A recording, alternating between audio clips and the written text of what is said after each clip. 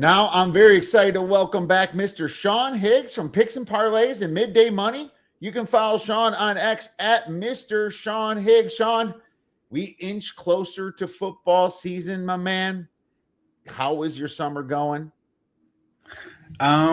Pretty good, I'd say. First of all, thanks for having me, Kiev. Good to see you. I know it's football season when I get to come on, hang out with you for a bit and talk some footies, and I'm sure, hopefully November, December, I'll see you for some college hoops one day, a little bit there, or March maybe, or whenever, some college basketball. Oh, but yeah, summer.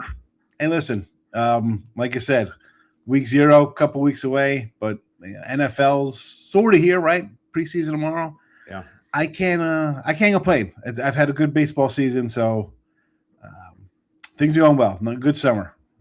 Well, good, because I was trying to think of something more clever to say, and I was just like, "Oh, how's your summer going?" Answered it well. Because normally it'd be like, "Oh, how you hitting them?" But it's summertime. What do you got? I hope it's like you're rolling the dice. Hopefully, he's having a good baseball season. Otherwise, what else you spend on hermit crab races at the boardwalk?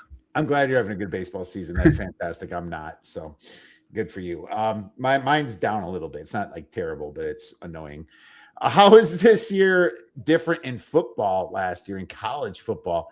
How would you compare it kind of coming in? And obviously you can't compare necessarily the season, but like the feel of it coming in for 2026.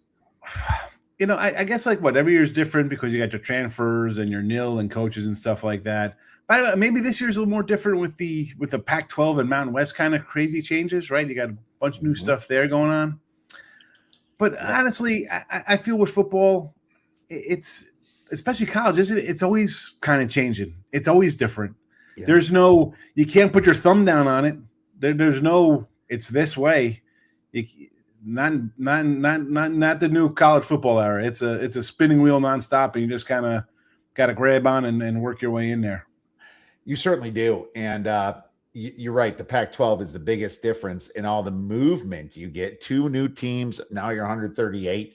Are we going to get to 356 like we are in college basketball? So I think they're going to the Big Ten and the SEC will pull themselves before that happens. But I mean, still 138. It's a lot to prep for, and you just got to do your best. And the different thing for me is last year's quarterbacks weren't looking as good as this year's quarterbacks coming in, and that's just a very general statement. We could be all wrong by draft time, and the quarterbacks all kind of just blend together. But that's what I see. But you have always been. I've always paid attention to you in college football more than other cappers. You got some special qualities you like. What makes yourself different, Sean, than other cappers out there?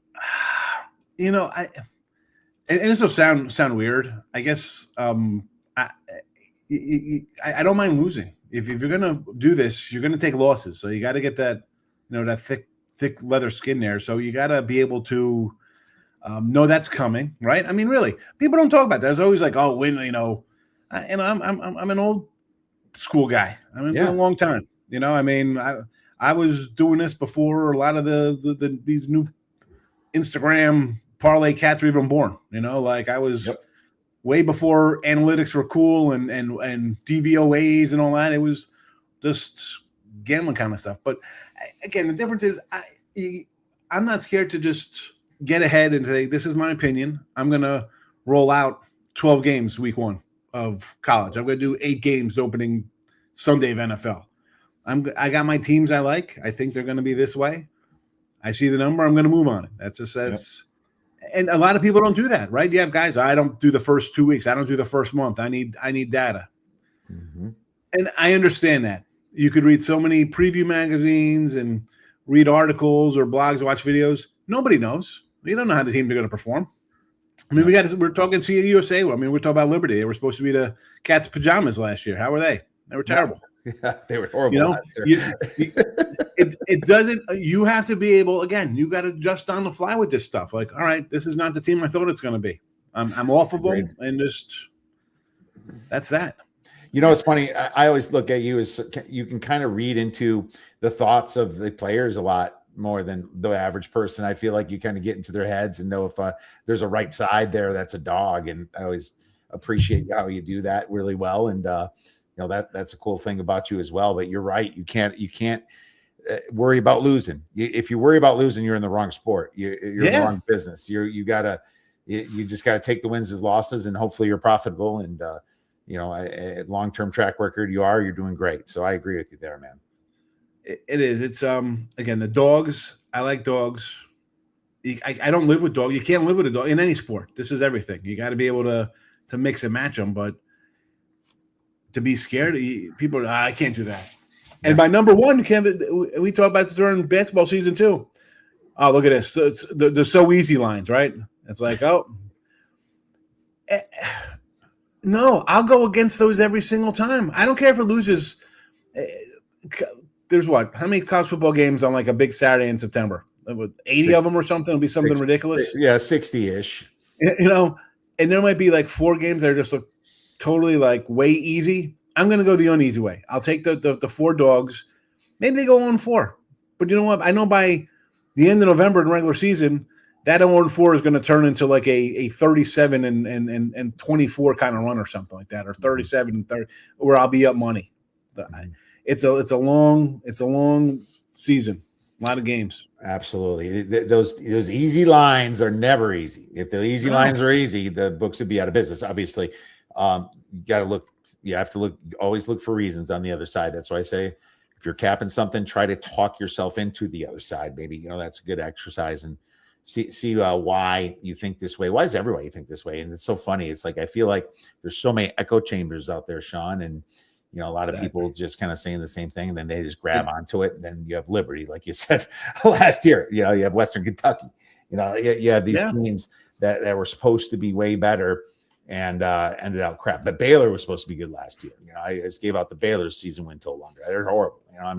There's all kinds of these teams that you find and massively underestimate. Florida State beats Alabama. Oh, they're gonna go to the Final Four. Yeah. Florida State. How'd that work out? Florida State. Yeah, not good. But you made a good point about the echo chambers, right? Like people, you got your bias. Like, oh, he likes it too.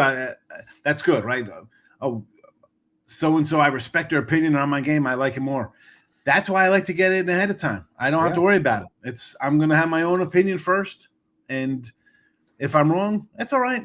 I've been wrong before. I mean, I've been wrong 340 times in baseball already this year. You know what? I'm still up 75 units, 78 units.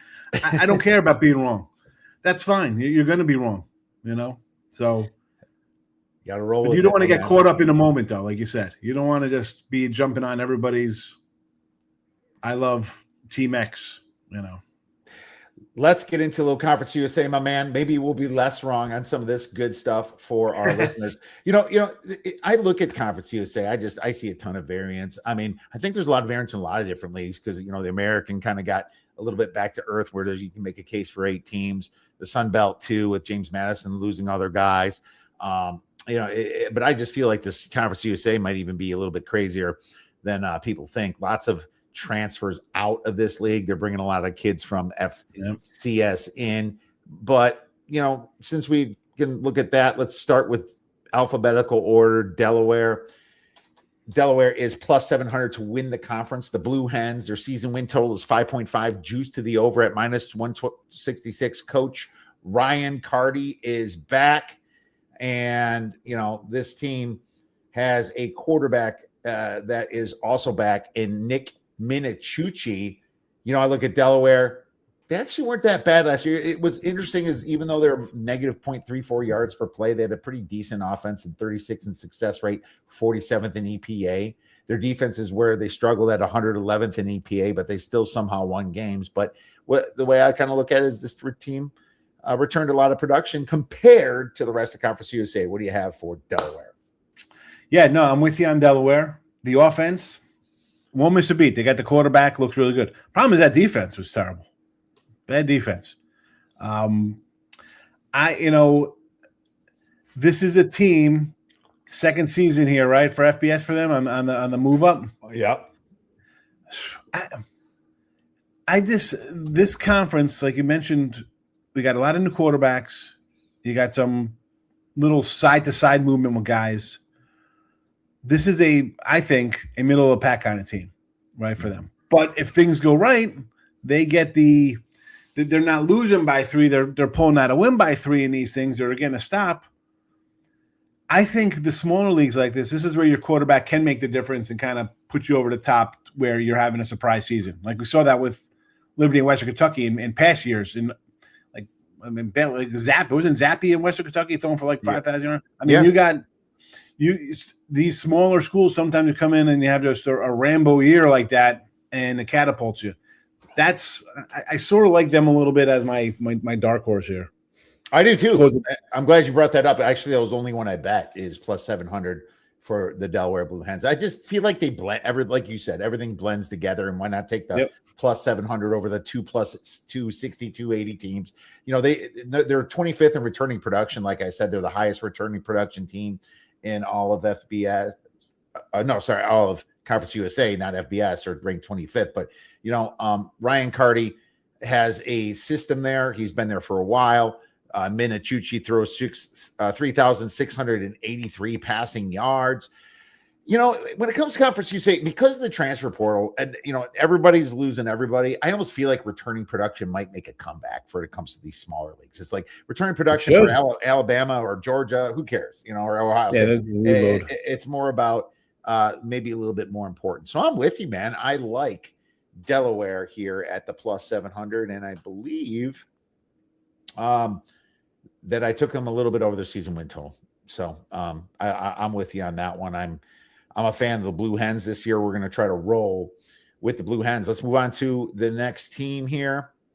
And I have written down FIU in alphabetical order, plus 800 to win the conference. Season win total 7.5, juice to the under, minus 136. That's a pretty high season win total for an FIU team, in my opinion. They have a very easy non-con. Coach Willie Simmons is back with quarterback J.J. Cole transferring in from Appalachian State. He played a few games there. He's a big guy at 6'7". What do you think about FIU? This coach, when I was looking up, you know, earlier on this guy, he never had a losing season, it says. Back in his, again, the subdivision or whatever. Regardless, that kind of stuff, Kiev, right? That is what carries over to these small schools here. And I say small schools, I know they're D1, but they're smaller schools. Right. That kind of coaching up, talent level, rising up, that's the kind of stuff that really separates like a FIU from like a Sam Houston who's in a total rebuild, right? Like, I like this team. You got a good coach, and I thought about. Oh, I mean, we'll talk about that. We'll talk about the futures in a minute with these guys, but no, I'm with you on this bunch here. I like them. Yeah, they weren't too bad. They're only minus 0.27 net yards per play, and that plus 800 smacks you right in the face. It tells you that the sharper people knocked that down a little bit earlier in the season, and you know they were just a team that probably should have won a few more games, maybe lost some coin flip games themselves. 84th in offensive success rate, 98th in offensive EPA, but their defense actually carried them a little bit more. 77th in offensive EPA, right? This J.J. Cole is interesting as a quarterback coming in. He's a big guy at 6'7", dude. 250. Yeah, 6'7" kids, right? I've said that so much, my son hates it now. So I was able to get that out of him, that 6'7" crap. But either way, you know, he was solid at App State too. You know, for the games he was an Iowa State product first, right? And he was supposed to go Iowa. He was an Iowa State recruit back in the day. That sounds right. Sounds right. I can't confirm, but that does sound right to me. Return production not bad. I mean, 95th, but you're talking Conference USA here, you know, and the fact that they brought in this big boy kind of gives you a little bit of hope. I think I'll be betting on them probably as a dog. So I'll be, you know, looking forward to that. And especially when it comes to conference time. So, you know, be prepared for some of those plays. Let's move on to Jacksonville State. And this team is plus 450 to win the conference. These guys. Season win total 7.5. Now if you remember, they played Kennesaw State last year for the championship. Juice to the under -136 for that 7.5. Coach Charles Kelly is back after a great first year. Obviously Rich Rod leaves. Coach Kelly comes in.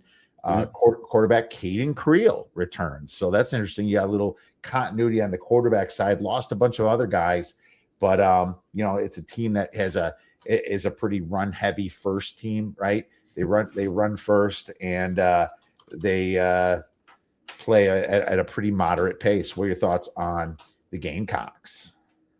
Well, you mentioned the quarterback for him. We had 1,000 yards rushing and 1,500 yards passing and 10 touchdowns last year. So the old dual threat, we see a lot of that out of these schools. Yeah, I like them. I mean, how do you complain about a team? And it was a defensive team last year too.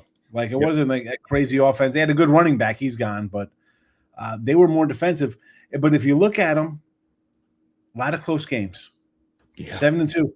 I was going through their thing. 2, 3, 3, and 3-point wins. That is the old, playing with fire kind of thing there. It sure is. That are you going to catch every break in those things? I think they have 4 straight wins or seasons of 9 wins. Again, that was, it was Rich Rod. Now this guy's taking over. I don't know if you could win like that. That's, especially a new running back by committee, or maybe somebody breaks out. I'd be a little hesitant on it just based on we've seen this in this. I'm going to throw more NFL out there, but you see teams when they win the big turnover battle and stuff like that and get close wins, they regress the next year. Yeah, you could go from 9-4 to that could turn into a 5-7 season or a 4-8 season pretty fast. Yeah, absolutely, sure can. This team. One score games, it's funny. You look at the 2 teams that represented the Conference USA in the championship game, them and Kennesaw State. They're like Jacksonville State was only 0.28 yards per play. And I just talked about a team that was negative 0.24 yards per play and probably should have, maybe even FIU should have maybe even been in there. Delaware maybe should have even been in there, right? But it's so funny how this conference blends together because we're going to move into Kennesaw State here next. And Kennesaw State has the same deal. They won their 1-score games, and winning those 1-score games is obviously extremely important. Kennesaw State comes in with a coach that returns. He comes back, and Jerry Mack, that's his name, and quarterback Ricky Collins transfers in from Syracuse. After last year's quarterback, Amari Odom, transferred to Syracuse. Yeah. Isn't that funny? But if you're Ricky Collins coming in from this, from Syracuse, because you're kind of like shunned, right? You weren't going to be the starter at Syracuse. Otherwise you went to Kansas. You're going to have a chip on your shoulder, I feel. I feel like he's going to come in. You have a season win total 6.5, juice to the under -130. They're 10-1 to win the conference. So it's just, a good price. I mean, I didn't take it, but what do you think about the Kennesaw State Owls? Good coaching staff, aggressive defense. I get the quarterback will have a chip on his shoulder, but how many? I mean, is it? Let me show you I'm better than the guy who replaced me at his old school. Because we've seen a lot of transfer quarterbacks. That doesn't mean they come in and. Oh, it doesn't mean you know what I'm saying? You think they'd all have a chip on their shoulder and come in and be good. Yeah, right.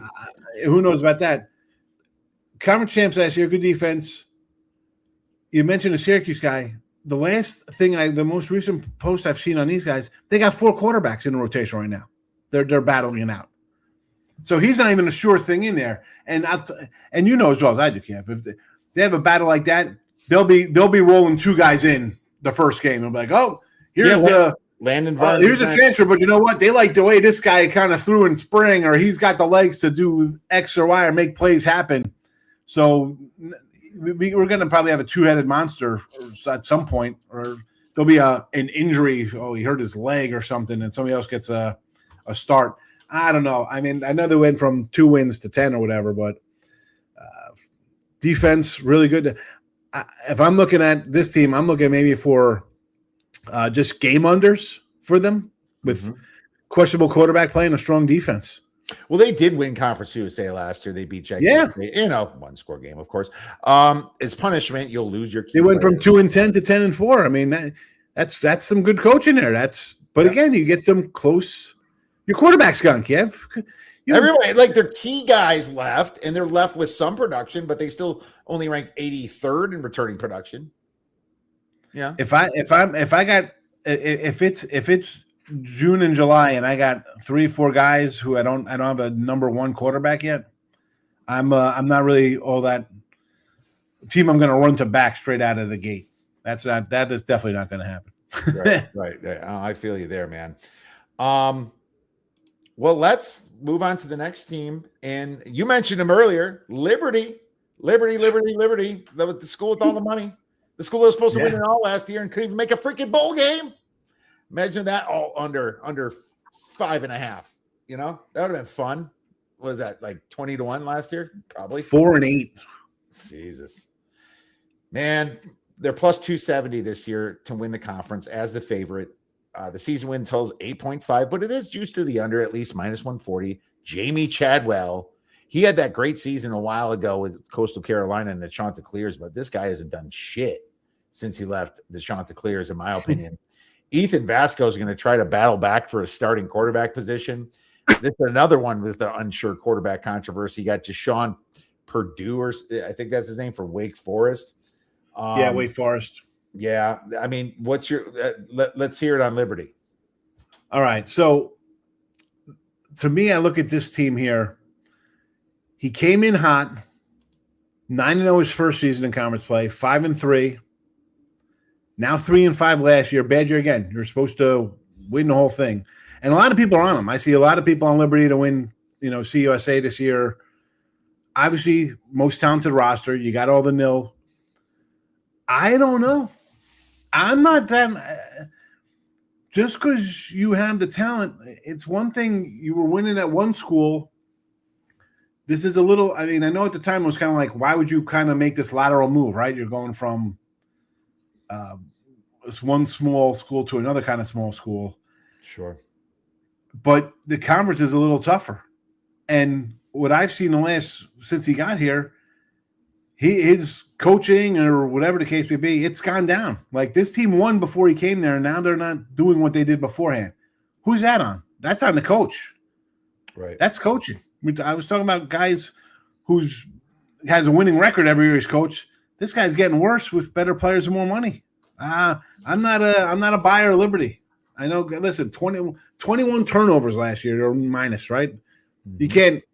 You can't coach that. You can't handicap that happening. Nope. But 4 losses by a score, again, that's why you're down. You're probably favored in those games. I don't have their odds in front of me from last year every spread, but that team was favored. That was a favorite team. They're losing 1-score games. They're probably a 1+ score touchdown favorite in those games. Right. That's not something I'm interested in. You got the Wake Forest and the West Virginia guy battling for the QB spot. Probably the Wake kids, I think, has the lead, but I don't know. His conference record the last 3 years going down, maybe he's a little overmatched there. Maybe so. I think so. I think he is too. And I'm not saying that I'm bailing on them as we'll give them another year type situation, but it is where why couldn't you stop the run? Ranking 116th in rushing success rate, 105th in defensive rush EPA. Their offense was not good. But they were barely positive net yards per play, but they were very yin and yang last year. The money scares me that they do have money to pay people. And when I move on to, the transfer portal, they rank 86, which is good for Conference USA. I mean, 247, if you're ranking 86, that's high for them. And their returning production is somewhat high, ranking 49th. So I can see them doing good. Did they lose? Like, the last 3 games they lost, I think, were all overtime losses. Is that right? Do I remember that correctly from looking at their schedule last year? I don't know if you have it in front of you. Yeah, I do have it in front of me. It was overtime. The last 3 games went overtime. The very final last 3. It was and they lost them all, right? They lost every single one of them. Oh my goodness. Yeah, and that kept them out of the bowl game. I mean, you had 4 wins in the bank. You just had to win 2 of those. You lost all your overtime games at the end. That's coaching too. That's the worry I have. I mean, I've been really looking at them the first week against James Madison at the plus 6.5. I didn't take it. My number's 3.5.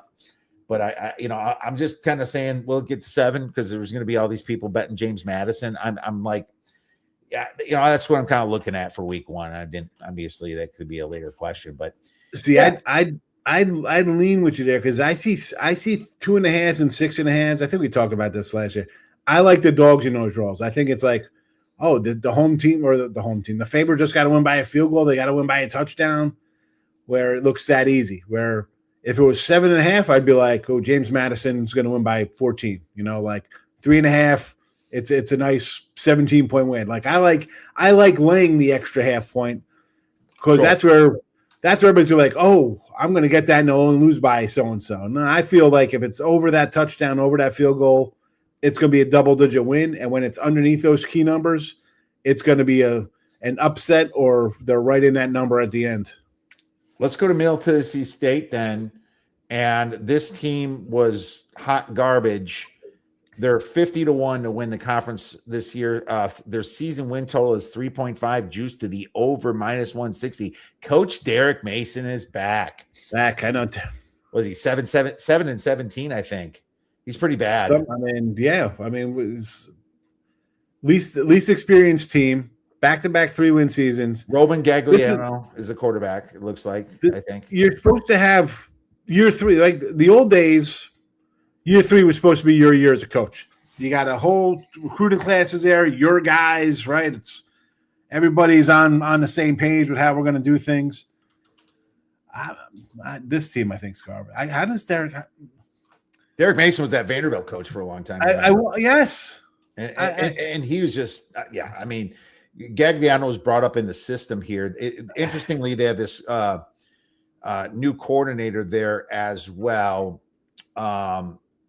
They have Anthony Scalfo, I believe, that comes in from Southeast Louisiana State. So I don't know why he's not listed as the play caller there. But either way, because I'm looking at 2 sites here, so there's a little bit of a conflict here, but Middle Tennessee State was hot garbage last year, as we mentioned earlier. One of the worst in FBS. I've just over the years remember how far I've downgraded these teams. Easy schedule, minus 0.42 yards per play, ranking 129th in offensive or defensive passing EPA. They were only ranked 98th in offensive success rate, 112th in offensive EPA. It's just, one of those teams you barely bet on unless they're playing someone really bad. But they somehow went 6-6 against the spread. So it's not like, the market kind of had them pegged. Their totals was 6 for 6.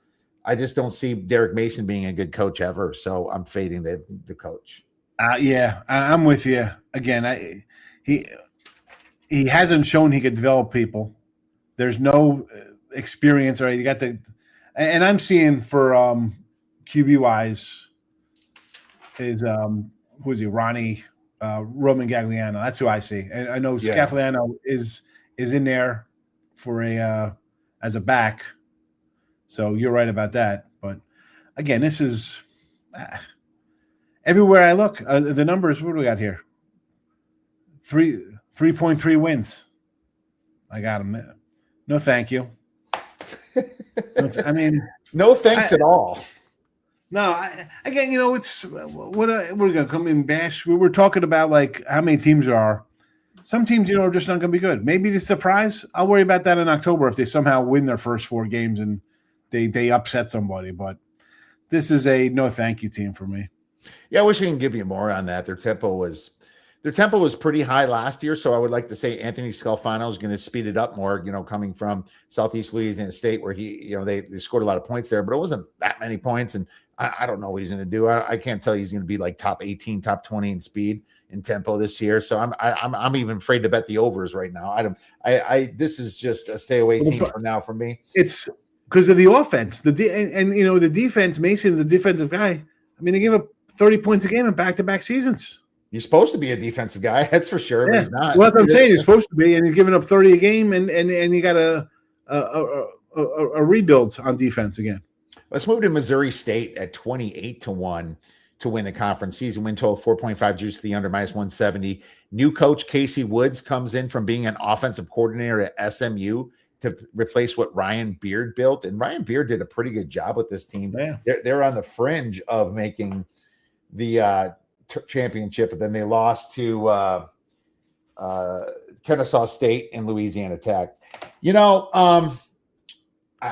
Quarterback competition there. You got Skylar Locklear from UTEP. You got Henry Berlin from Duke, and I like Berlin better. He's just bigger. What do you think about Missouri State and the Bears? Well, you got the new SMU guy. It's like we said about the other team. You got two guys battling. Do you have any? No. And according to their own blog, they didn't have enough offensive linemen to run spring practice. How is that even possible? I'll go play. I mean, I'll suit up. I'm a 300-pound cat. I can get in there. I'll give you some plays. I'll be all right. I'll be a center. I'm all right. I'll be in there. I think this team's going to be bad. I think the SMU coach is going to be in for a long season. I mean, you got a UTEP quarterback. We'll call it honeymoon year. Missouri. Yeah, for sure. I mean, listen, you get that, right? It's my first year. Let me see what I have here left over before I need what I got to bring in here. So I think they're definitely going to fall off from 7 wins. What do I have, about 4 wins here? I got them at 4.2. Okay. I'll tell you how many wins I have Missouri State at, then I'll break it down a little bit for their team. So many teams to go through. 3.88. I got them at 3.88 wins. So it's kind of everybody's got them at 4. Yeah, I mean the numbers pretty close to 4, right? Yeah. It's not like it's that bettable because you're way off. I mean, you can't really look at this team last year because they rank 129th in returning production, right? And that is just way too much to replace, especially when a new coach comes in. And I don't know, Skylar Locklear wasn't good at UTEP. Henry Bellin might be better. I would assume that hopefully he wins, and I can maybe have a little confidence in this team because I'm not going to have confidence from the UTEP guy coming in. If you go by what happened last year, it's tough, but you're looking at a lot of FCS transfers, right? And when that's the case, you better run for the hills because that is not a good recipe, to win games, and probably a fade team right from the start because people are going to look at what they were last year and maybe think that they're not going to regress nearly as much as what I think that they're going to do. So they did go bowling last year, and I give them props for that. But this is another brand new team, and once you have success, you move on, and that's what we deal with in Conference USA. It's tough with the quarterback situation. You got him, and as I said, maybe it's a little easier in NFL. There's less teams. Maybe it's a little easier with bigger schools in college to get a read on these middle tier teams with quarterback battles. I got to see something first. I got to be like, all right. The defense looks good. You got some returning experience at a skill position, but who's getting those guys the ball? It's tough. It's tough finding information on their quarterbacks in their practices this time of year, man. It is rough. It is rough sledding, man. You start digging around looking for any kind of information of who's got the lead here. Yeah, I mean their offensive line. I only see like 2 guys with 3 stars in there, and they get an F+ from CFB depth. Their tight end crew is 2-star guys, C+.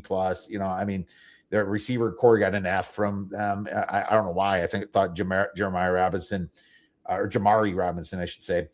It was okay. They got some returning guys at least. At least they were. But again, if you got a new coach, doesn't make a difference if he's going to say, "Oh no, we're not going left. We're going to go right the whole time this year," or whatever. He's going to change it up. You don't know how that guy's going to respond. Yeah, they expect a spread offense here, and we'll see how that works. The 50, and most of these are spread, but 56% pass, 44% run, pretty fast-paced team this year. So if they're going to lose fast. I like betting against fast-paced garbage because they lose fast, and the numbers keep. You got to worry about it. All right, hope that's in the bag by halftime. Like, all right, that's looking good.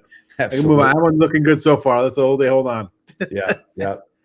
We spent enough time on them. Let's go to New Mexico State and the Aggies. Not that we're upgrading here. 28-1 to win the conference. Season win total also 4.5. exactly flat, -110, 4.5. Coach Tony Sanchez returns with a 7-17 record in this conference. Trey Hedden transfers in at quarterback from FCS Furman. Now, Furman was a pretty good team last year, but, a quarterback comes in. Am I supposed to be jumping for joy here? Probably not so much. What are your thoughts on the New Mexico State Aggies? 4 losses last year within a score. So that's pretty good, considering they only scored 20 points a game last year, right? 21 points a game. Yeah. And you're hanging tough in there. And this isn't like, oh, you know what? We got to keep them off the field. So let's just grind it out and beat them as a close game. That's not they're losing by a score because they're actually in the game. They play a little defense. They could do a little something on offense. I like the Furman move. Let's be honest. That guy, and he's going to get the start over last year's returning starter. And if that team was competitive, again, competitive it can be when you're losing, but if you're within striking distance and you're bringing a guy who's a little bit better at center, and your 21 points go to maybe 24 points, that's a switch. That could easily be 2 wins instead of 2 losses. So what is their total here? 4.5. I think they could do 5. It's 4.5.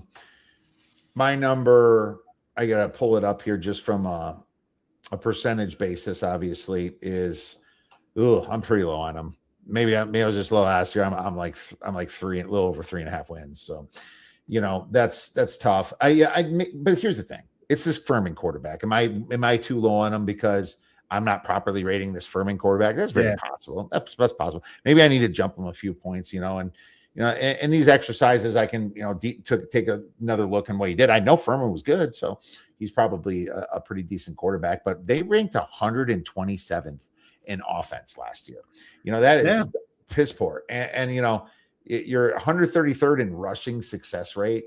There's just, I don't see a lot of upside here unless this quarterback lights it up. Because if this quarterback lights it up, everything changes. They're negative 0.87 yards per play on a pretty easy schedule last year. But but does he even have to light it up as bad as the other guy was? He just has to be average to get him win. And there's some bad teams here. Mm-hmm. You have, 5 teams with like maybe under 5 win totals here. So you got some winnable games. And then it comes in, can you steal one versus one of the other middle teams? Yep, that's how to look at it. There's winnable games. They'll have to steal one. I'm they're probably my 10th or 11th worst team. Maybe I'll relook at that and bump them up a little bit, but I'm going to be very careful with New Mexico State. Let's move on to Sam Houston Bearcats. And man, we're just hitting these bangers now, right? Just talent everywhere. 80-1 to win the conference. So this is supposed to be the worst team in the conference. Their season win total is 3.5, juice to the under. Coach Phil Longo continues his demise at 2-10 last season. I remember he was the offensive coordinator for my Badgers for a while. Before that, he was on North Carolina. Quarterback Landon Locke returns and is a lock to start this year after playing 6 games, but he did win 2. Oregon State was one of them, believe it or not. That was fun. Yeah. I think Oregon State completely just did not care about that game, but maybe they weren't good either anyway. It's not like you give them that much credit, but they beat Delaware too. I give more credit for the Delaware win than all of a sudden everyone bets on them and they shit their pants at Middle Tennessee State. That's how it is though, right? It's like, everyone's like, okay, they're moving, new quarterback. And then all of a sudden, I'm sure so many people got their ass kicked in that game. I don't know. There's nothing really. I hate Phil Longo. I think you want to start right there with the coach and his spread offense and his higher pace. It's just a situation like we like the fade that I just mentioned earlier. What do you think about the Bearcats? 0, no money for these guys. They have nothing. They have nothing to pay, which is weird. They're right. I got a guy down the street. He's a kid. He's actually a guy now. He played for them back, a couple years ago. He's in his, Yeah, you told me that. I think we talking basketball. Yeah. So I'm always kind of cheering for him, but they can't get anything going down here. Whatever. Good. You got a returning starter, quarterback. He's a sophomore, but you're 2-10. You score 18 points a game. You give up 40. That's a problem. Yeah. I like them in week one. We'll talk about week one stuff coming up, I guess. I mean, there's not really much I can say with a team that goes 2-10 and gives up 40 a game. There's only one. Can you be worse?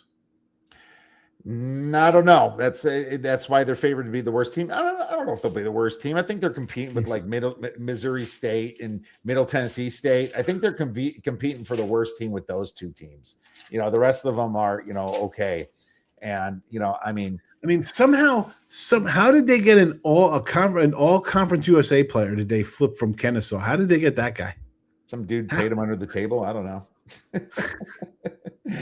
These teams have money and they'll just overspend for somebody and not keep the rest of the team whole. And sometimes they think that they're not bad in a position group, but that they get like a D+ for tight end, C+ for offensive line. What's funny is that we could talk about whether this is football or basketball, these smaller schools. How the heck can they think we're good in a position? Like, they have to look at that and be like, all right, we have to obviously they got to get better everywhere. Sam Houston in Texas never be Texas or Texas Tech or something. I'm not high. Fifth smallest no budget in FBS. Is that what Sam Houston is? Fifth smallest for budget? That's terrible. You think that the state of Texas, they would be the stepping stone for everybody, right? My son by his senior year when he's on varsity, he's on a couple of years, they do their little fundraisers. Dude, the high school, the parents were laying $75,000, $80,000, $90,000 for the high school varsity team. Insane. $85,000, Kiev. That's what they raised off of Lululemon. Let's go get our team shirts for the moms and that. Like, you're telling me Sam Houston can't raise $100,000 to like pay somebody like $20,000 for the year? How is that possible? The cabanas at the circuit cost more than that. That's seriously. What the heck? How are they? You can spend more at the HEB. Come on. They're Hatch Peppers. What are we doing here? To Texas? Get behind Sam Houston. I don't know. It's a pretty bad situation for the Bearcats, obviously. It all is just that coach Phil Longo. I just can't believe in him. I mean, you can rate these position groups like from CFB, depth. Any of them can try to rate them as much as they can. I just can't see a coach making them any good. And position group or not, you're only good as your last coach. So I'm very down on the Bearcats. Let's move on to at least some hope here with Western Kentucky, who closes out. There's only 10 teams in Conference USA, so here we are.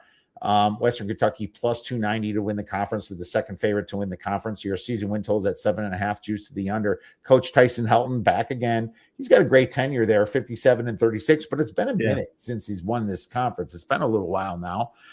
Quarterback Rodney Tisdale returns after kind of a so-so season. What do you think about the Hilltoppers? Yeah. Listen, you can't complain about the coach. You stay here, you win here. And again, you're not winning the titles, but you're winning enough where you're in it every year. This is a team. Let me see what I just got wrote down from here. And they're Liberty at the top. You got a new OC. How about this? Their offensive coordinator comes in here, Kiev. He was at Mid-Tennessee State. Bodie. Oh, I know. They have 3 wins last year.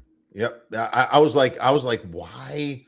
I was reading before this show. I was reading a little bit of Bill Conley stuff, and he's like, "Why is they bringing the guy from Middle Tennessee State who's freaking terrible?"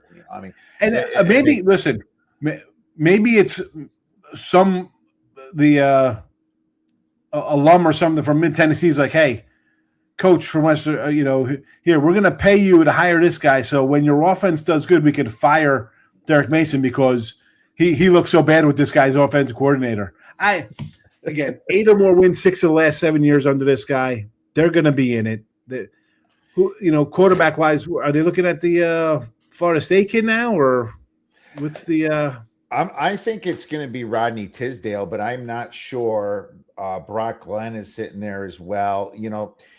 funny enough, this blends in this team at 0.23 net yards per play. They're 47th in offensive success rate, actually 25th in defensive success rate. The numbers were better than what they did. They should have been their team representing in the championship game as well. Like all these teams, they're all the same, right?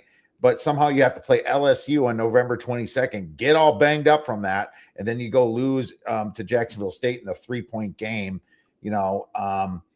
The FIU loss at home was a head scratcher. Now, we just talked about how FIU's kind of on their way up, but that was an ugly loss for them.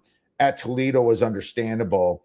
I think I lost a bet on that game, to be honest with you. I think I was on Western Kentucky against Toledo there. They go to overtime against LA Tech, who leaves the conference.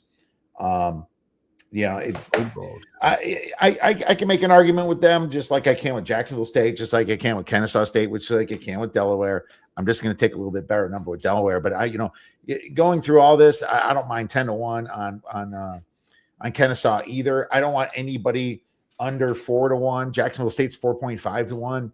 But, I'm sitting here drawing straws, I feel like, on this conference that has so much transferred out and so much transferred in. And then you're going to have these shows talking about, this position group here, this position group. It's like, shit, dude, they came from FCS, man. They were going against nobody. You don't know how good they're really going to be, and that's what drives me nuts, and that's where I'm going to be honest with people. It's like when we do these previews, we talk about as much as we can. Maybe we find something like we're putting a little hope in Delaware. But as I said in the beginning of the show, this is the conference that has the most variance. I am less convicted on any of them, but there's going to be ways of attacking them from a speed perspective, when it comes to totals. And obviously a lot of rematches and things that you like to find, Sean. Yeah, and here we go with these guys. Not a lot of returning starters on defense. Offense kind of plugging new guys in. How do I not overlook the fact that you bring a coordinator from a bad team? Yeah, right. That's so true. Like, how do you figure out bringing a quarterback? That just slaps you in the face. And Andrew Clark, sorry, I missed this earlier. Where can we bet Middle Tennessee State under 0.5 wins? Yeah, that'd be a fun little alt line right there. If they lost their bad coordinator to somebody, it makes you think that maybe they got worse. And then what's up, Wes? NCAA. Hey, Wes. Checking in, Wes. Yeah, man. It's a really messy conference in general, but when you have a team like Western Kentucky with a coach with the kind of tenure that has been there, picking up scraps from Middle Tennessee State, maybe it's like his daughter's getting married to his son or something. It's a head scratcher for sure. It is. All right. Well, let's move on to futures, man. Anything either in this conference or anywhere? Did you take a shot at anything kind of coming up? I'll give you one after you're done. I have 0 conference wins that I played. I got a bunch of win totals, like 20-some win totals. I don't know. I think I have a problem with not just this conference, simply because you expand these playoffs now. These teams, we saw last year at A&M, they literally said, we don't have to beat Texas. And would take a humiliating loss to in-state rival Texas to rest up for the playoffs as opposed to winning and going to a championship game. So I can't – if teams are going to be like that, again, this is more for the bigger schools. It's not something I'm even going to look at. That's not for me. And really, we're talking about how I'm different. How about that for a flat out different? I'm not even going to bother because a team last year that was basically undefeated said, who cares if we lose? We got to worry about the playoffs. What the hell are you talking about? I mean, win the SEC. I think that's a pretty good accomplishment for a team. Hey, we're SEC champs. God knows that Alabama and these schools are running around like, oh, you got to take us. We're the big. How don't you want to hang a banner over a rival? Anyway, for here. I'm going to zig while everybody's zagging. I'm with you on Delaware. Liberty, Western Kentucky, I get it. But I'm going to go with a quarterback who we've seen quarterbacks carry teams. And a Chuchi. Let's go, man. Chuchi. Yeah, I agree with you there. I'll go away from, since you picked that and I did too, I'll just say New Mexico to win the new Mountain West at plus 265 here. Mountain West, you got to remember, there's no San Diego State, there's no Fresno State, and there's no Boise State. Get out of the way, guys. Right? It's like, get the hell out of the way. What'd you get? You got Northern Illinois now? You got Northern Illinois? When it made more sense for Sacramento State to be there. Sacramento State goes to the MAC. You got Northern Illinois, and they're like 20 million. They paid 20 million or something getting the MAC. I don't know what the hell they did there. Kind of crazy. I like Jason Eck.